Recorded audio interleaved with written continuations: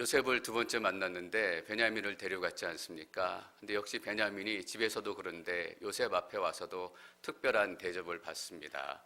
요셉에게만 특별히 은혜 충만해라라고 베냐민에게 요셉이 얘기합니다. 사실 형들이 왔을 때는 죄인을 취조하듯이 신문했는데 또 그런 상황이 벌어졌고, 또 식사를 하는데도 베냐민에게만 5몫의 음식을 더 줍니다. 베냐민이 5몫의 음식을 다 먹을 수도 없었을 거 아니에요.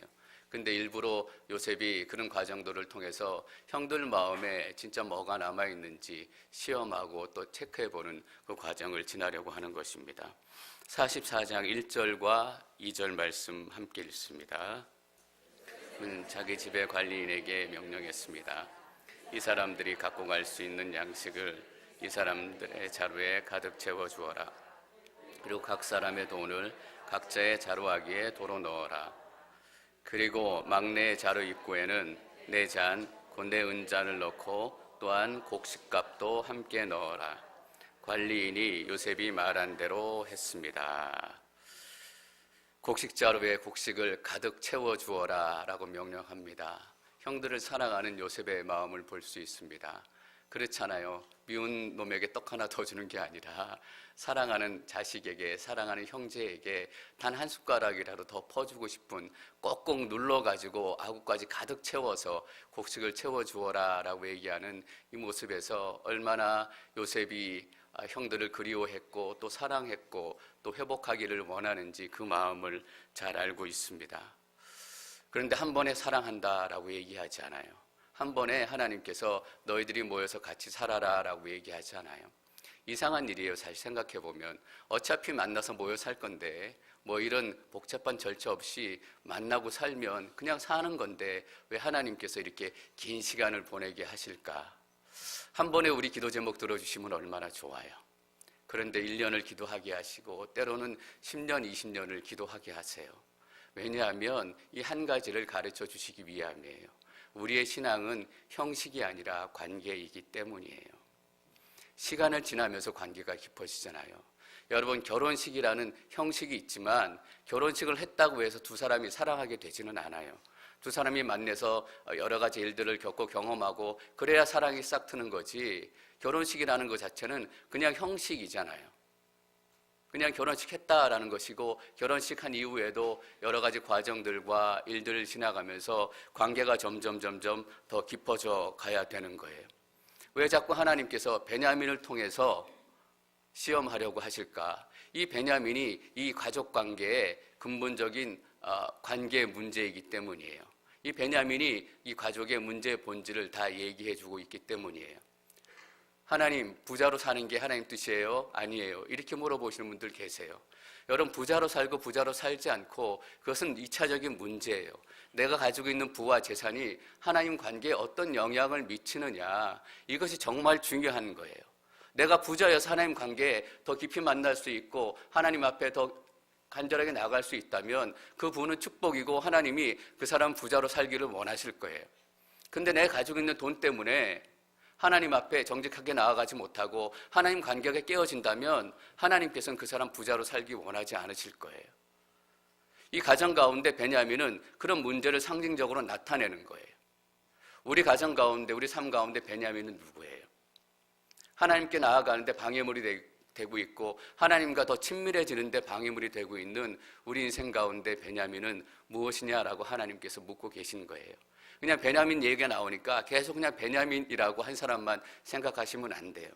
베냐민이 영적으로 무엇을 상징하고 있는지, 이 가정 가운데 하나님과의 관계를 어렵게 하는 가장 기본적인 거예요. 베냐민 관계 어렵기 때문에 아버지도 하나님을 제대로 만나지 못하고 형들도 하나님을 제대로 만나지 못하고 베냐민의 문제가 풀리지 않으면 계속 그 문제들이 남아있는 거예요. 그냥 요셉과 형들이 한 번에 딱 만나서 함께 살 수 있어요. 함께 살지만 늘 마음 가운데는 나를 팔아먹은 놈들, 이런 생각을 가지고 살 거 아니에요. 형들은 늘 불안해할 거 아니에요. 언제 나한테 복수할 수 있다. 그런 어려움들, 그것들 때문에 관계가 깊어지지 못하니까 그 시간들을 통해서 그 장애물들을 제거해 나가시기를 원하는 거잖아요. 과연 어떤 것들이 하나님 관계에 정말 우리가 만나는데 도움이 되고 도움이 되지 않는지 이 베냐민의 이야기를 통해서 우리가 질문을 던져보아야 한다라는 거예요. 아픔의 시간을 통해서, 고통의 시간을 통해서 우리가 뭘 경험하게 돼요? 우리 가족 간의 관계가 달라지고 분명히 하나님과의 관계가 달라진다라는 것을 우리가 경험해요. 우리는 거꾸로 답을 얻을 수 있어요. 우리가 어려울 때, 고통 가운데 있을 때, 아픔 가운데 있을 때 우리가 정말 찾아야 될 게 무엇인가라는 거예요. 아픔의 시간들을 지나고 나서 남아야 될 정금 같은 열매가 무엇인가라는 거예요. 이 시간을 지났더니 하나님과 더 친해졌다라는 고백이 있어야 된다라는 거잖아요. 이 시간을 지나고 나니까 하나님을 더 깊이 알게 됐다라는 고백이 있어야 된다라는 거잖아요. 어차피 만날 건데, 어차피 기도 제목 들어주실 건데, 아브라함에게 이삭을 바치라고 얘기하셨잖아요. 하나님께서는 아브라함이 이삭을 바칠 줄 알았어요. 이 형들이 시험을 통과할 줄 알았어요. 그런데 하나님께서는 시험을 허락해 주신 거예요. 왜냐하면 관계의 문제이기 때문이에요. 그 관계는 그 시간을 지나지 않으면 형성이 되지 않는 거예요. 형식이 아니라 관계다라는 거예요. 그래서 베냐민 자루 속에 은잔을 넣어라라고 얘기합니다. 다른 형들이 미웠다면 형들 자루에 넣어서 형들을 잡아왔을 텐데 베냐민에게 은잔을 넣고 이 베냐민이 죄를 지었을 때 형들이 어떻게 행동하는지 요셉을 통해 하나님께서 시험하시기를 원하셨다라는 거예요. 그래서 그렇게 집어넣고 막 종이 쫓아가서 이 자루를 조사하는 그런 과정이 나옵니다. 9절과 10절 저희가 읽습니다. 9절 시작.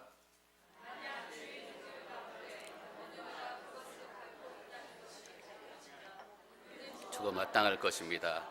그리고 저희도 내 주의 종이 될 것입니다. 그가 말했습니다. 좋다, 너희들이 말한 대로 하자. 누구든지 그것을 갖고 있는 것이 드러난 사람은 내 주의 종이 될 것이다. 그러나 나머지 사람들은 죄가 없을 것이다. 이것이 자료에서 나오면 나온 사람뿐만 아니라 우리 형제 모두 다 종이 되겠습니다 라고 자신 있게 얘기해요. 왜냐하면 훔쳐가지 않았다고 본인들이 잘 알고 있고 결백하다는 걸 알고 있었기 때문이에요.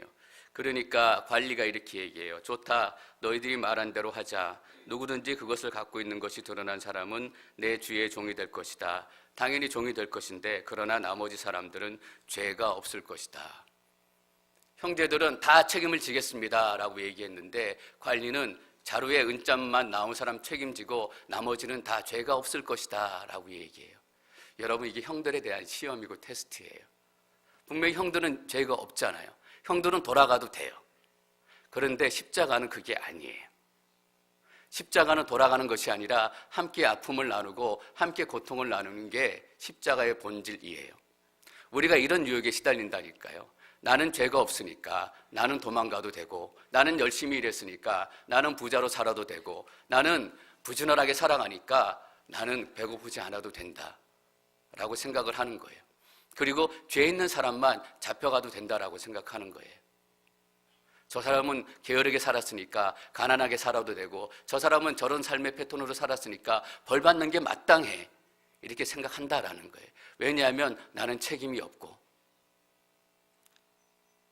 나 혼자 은혜 받고, 나 혼자 잘 살고, 내가 예수님 만났으니까 구원받고, 여기까지가 아니다라는 거예요. 나는 죄가 없지만, 나는 나 나름대로 정직하게 은혜 가운데 살았지만 죄 지은 사람, 은혜 가운데 있지 못한 사람들을 책임지고 살아야 한다라는 거예요. 그게 내 십자가잖아요. 제가 한번 말씀드렸잖아요. 어떤 부모님이 꼬마 자식이 공부 안 하면 홈리스 타운 데려가서 공부 안 하면 너도 적골난다. 이거예요, 이거.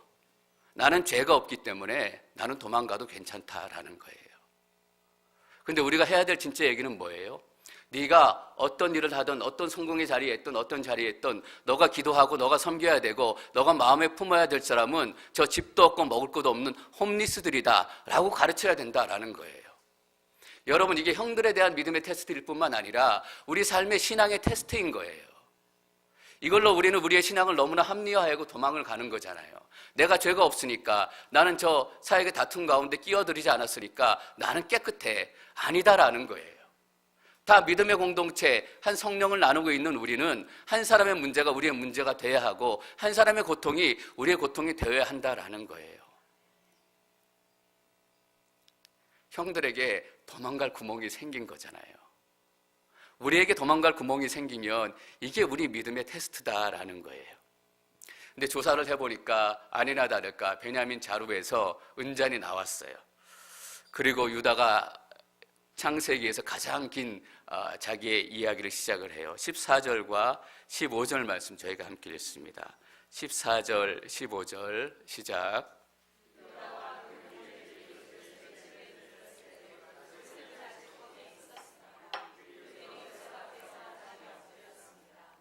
요셉이 그들에게 말했습니다. 너희들은 도대체 무슨 짓을 한 거냐? 너희들은 나 같은 사람이 그것으로 항상 점을 친다는 것을 모르느냐? 15절까지만 일단 읽겠습니다. 요셉이 은잔으로 실제로 점을 쳤다는 얘기는 아니에요. 보통 그때 하나님을 그 점을 치는 사람들이 은잔 같은 걸로 점을 치는 그런 일반적인 모습을 얘기하는 거예요. 하나님의 사람인지 모르고 요셉인지 모르니까 그냥 똑같은 신을 만나는 사람으로 은잔으로 점을 치겠지, 그런 얘기를 하는 거예요. 근데 14절에 보니까 집으로 갔더니 요셉이 아직 거기서 기다리고 있어요. 형들이 어떤 모습으로 돌아올까? 혹시 베냐민만 돌아오지 않을까? 형들이 같이 돌아올까? 얼마나 조마조마하고 긴장된 마음으로 기다렸겠어요. 근데 형들하고 베냐민이 같이 돌아온 거예요. 여러분, 말하지 못하고 기다리던 요셉이 형들과 베냐민이 같이 오는 모습을 볼 때 얼마나 마음속으로 좋았겠어요. 아, 하나님 감사합니다. 하나님 감사합니다. 성경에는 기록되어 있지 않았지만 요셉 마음 가운데 그 감사의 외침이 계속적으로 외쳐졌을 거예요. 제가 16절 말씀 읽겠습니다. 16절과 17절 같이 읽습니다. 16절 시작. 우리가 내 주께 무슨 말을 할 수 있겠습니까? 우리가 무슨 말을 하겠으며 우리의 결백을 어떻게 증명하겠습니까? 하나님께서 주의 종들의 죄악을 밝히셨으니 이제 우리와 그 잔을 가진 것으로 드러난 사람은 이제 다 내 주의 종입니다. 요셉이 말했습니다. 내가 그렇게는 하지 않을 것이다. 그 잔을 가진 것으로 드러난 사람만 내 종이 될 것이다. 그러니 너희는 너희 아버지에게 평안히 돌아가라. 하나님께서 주의 종들의 죄악을 밝히셨으니 이제 우리와 그 은잔을 가진 것으로 드러난 사람은, 그 잔을 가진 것으로 드러난 사람은 다 찾아내다, 밝히다라는 같은 단어예요. 여러분 그거 아세요? 우리는 감추는 데 선수인데 하나님은 드러내는 데 선수예요.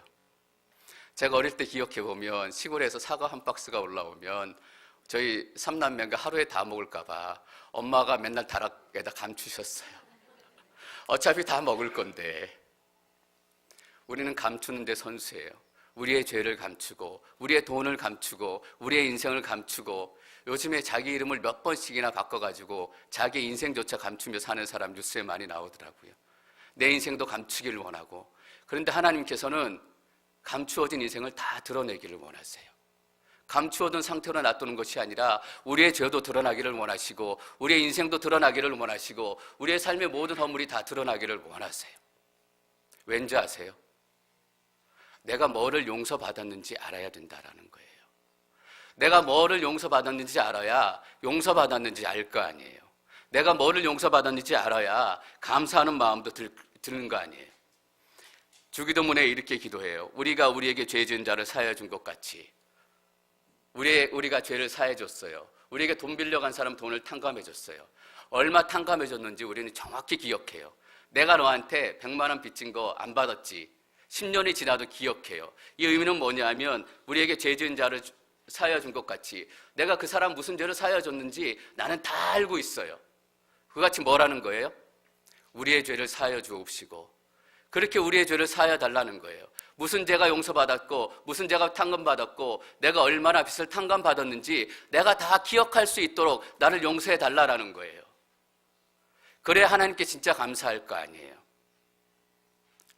여러분, 왜 값싼 은혜라는 말이 나오는지 아세요? 내가 뭐 용서받았는지 모르기 때문이에요.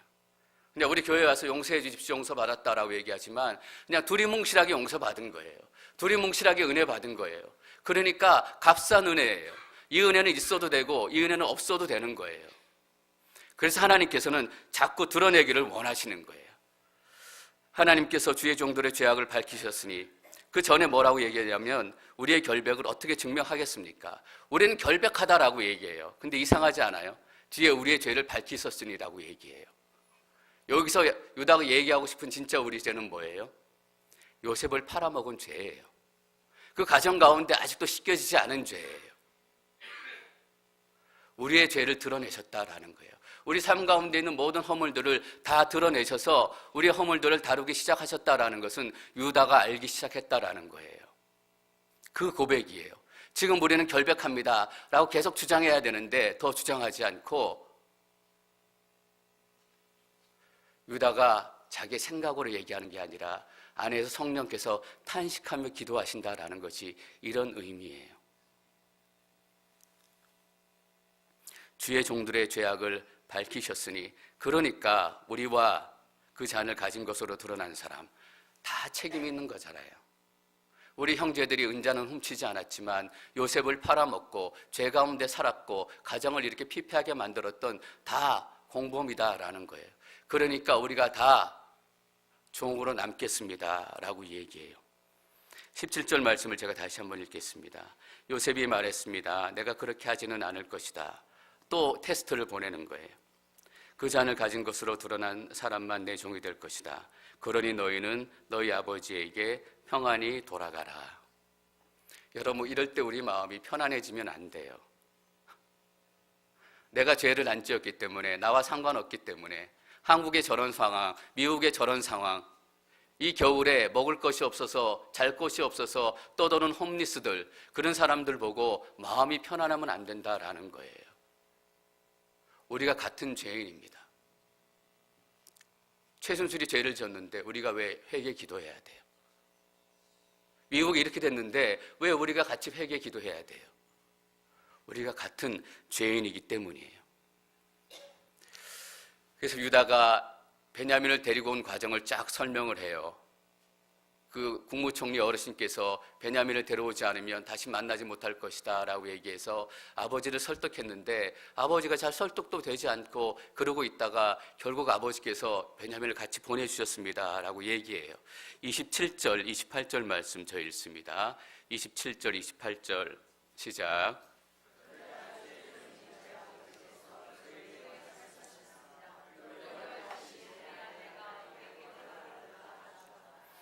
그런데 그 가운데 하나는 내게서 떠났다. 내가 생각하기에 그는 분명히 갈기갈기 찢겨 죽었을 것이다. 그 후로 나는 지금까지 그 아이를 다시 볼 수 없었다. 아버지 야곱이 열받는 얘기를 해요. 너희도 알듯이 내 아내가 내게 두 아들을 낳아주었다. 어떤 뉘앙스로 들리세요? 라헬만 내 아내다라는 거 아니에요. 너희들의 어머니 레아는 내 진짜 아내가 아니다라는 거예요. 내게 두 아들을 낳아주었다. 너희는 내 진짜 아들이 아니다라는 뉘앙스를 가지고 있는 거잖아요. 내 진짜 아내만 소중하고 내 진짜 두 아들만 소중하다라고 얘기하는 거잖아요. 형들이 잘 참아낸 거예요. 어떻게 보면 야곱보다 형들이 더 훌륭하고 더 귀한 사람들이에요. 그런데 결국 아버지가 베냐민을 데리고 가라라고 해서 베냐민을 데리고 왔습니다. 근데 아버지가 보낼 때 제가 책임지겠습니다라고 데리고 왔습니다라고 유다가 얘기해요. 그리고 34절로 유다의 긴 이야기를 끝을 맺습니다. 33절, 34절 읽습니다. 시작.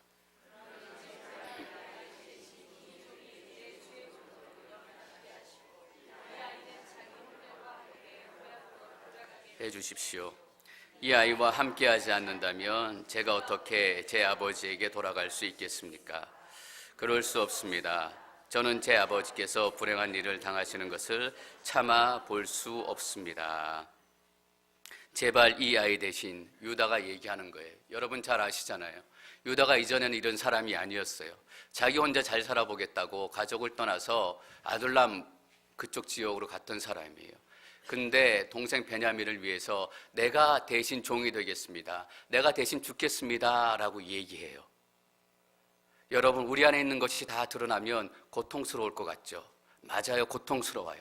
수치스럽고 창피스럽고 쥐구멍이라도 숨고 싶어요. 근데 우리 안에 있는 것이 다 드러나면 대신 죽을 수 있는 사람이 된다라는 거예요. 감추고 있으면 그게 축복인 것 같잖아요. 내 죄가 드러나지 않고 내 안에 있는 허물이 드러나지 않고 그냥 내가 계속 나이스한 사람으로 사람들에게 생각되어지면 그게 축복인 것 같잖아요. 근데 그게 축복이 아니다라는 거예요. 진짜 축복은 뭐냐면 지금은 내가 수치스럽고 지금 내가 창피하지만 내 안에 있는 것들이 다 드러나고 나면 정말 은혜가 시작이 된다라는 거예요. 여러분, 대신 죽어줄 수 있는 거, 대신 종으로 묶일 수 있는 것은 해야 된다, 내 책임이다, 이것 때문에 할 수 있는 게 아니에요. 사랑하지 않으면 대신 죽어줄 수 없다라는 거예요. 예수님께서 우리를 위해서 죽어주셔야 됐기 때문에 죽어주신 게 아니잖아요. 사랑했기 때문에 죽어주실 수 있는 거잖아요. 다 드러나게 되면 사랑한다라는 거예요. 왜 우리가 더 사랑하지 못할까? 우리 안에 있는 죄들을 창피하니까 꼭꼭꼭꼭 붙들고 있는 거예요. 여러분, 꼭 남들 앞에 나와가지고 내가 이런 사람입니다, 이렇게 수치스러운 사람입니다, 다 까발려져야 된다? 꼭 그런 의미는 아니에요. 그러나 나의 혼자 있을 때라도 하나님 앞에서 내 죄가 이런 죄입니다, 내가 이렇게 더러운 사람입니다, 추악한 사람입니다, 그래야 내가 얼마나 큰 은혜를 받았고 그래야 내가 구원받았다라는 것이 어떤 의미인지 알게 되는 거잖아요.